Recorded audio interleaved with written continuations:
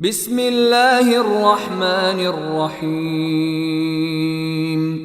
والمرسلات عرفا فالعاصفات عصفا والناشرات نشرا فالفارقات فرقا فالملقيات ذكرا عذرا أو نذرا إنما توعدون لواقع فإذا النجوم طمست وإذا السماء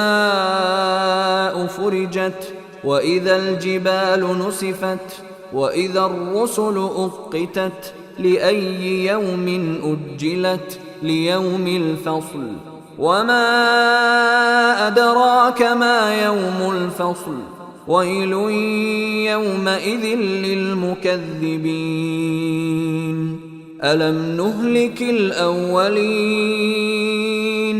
ثم نتبعهم الآخرين كذلك نفعل بالمجرمين ويل يومئذ للمكذبين ألم نخلقكم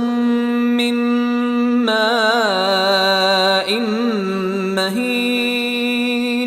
فجعلناه في قرار مكين إلى قدر معلوم فقدرنا فنعم القادرون ويل يومئذ للمكذبين ألم نجعل الأرض كفاتا أحياء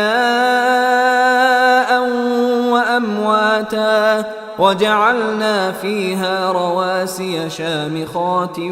وأسقيناكم ماء فراتا ويل يومئذ للمكذبين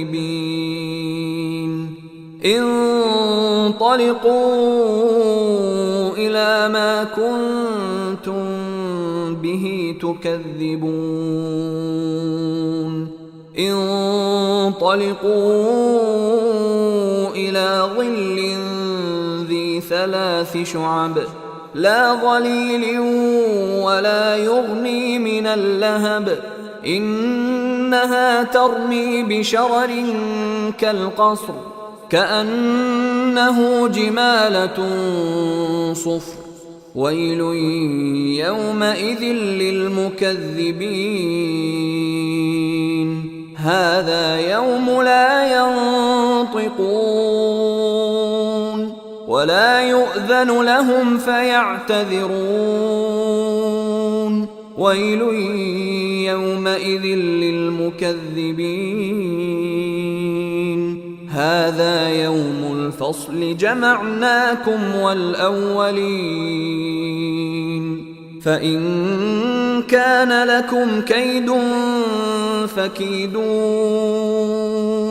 ويل يومئذ للمكذبين إن المتقين في ظلال وعيون وفواكه مما يشتهون كلوا واشربوا هنيئا بما كنتم تعملون إنا كذلك نجزي المحسنين ويل يومئذ للمكذبين كلوا وتمتعوا قليلا إنكم مجرمون ويل يومئذ للمكذبين وإذا قيل لهم اركعوا لا يركعون ويل يومئذ للمكذبين فبأي حديث بعده يؤمنون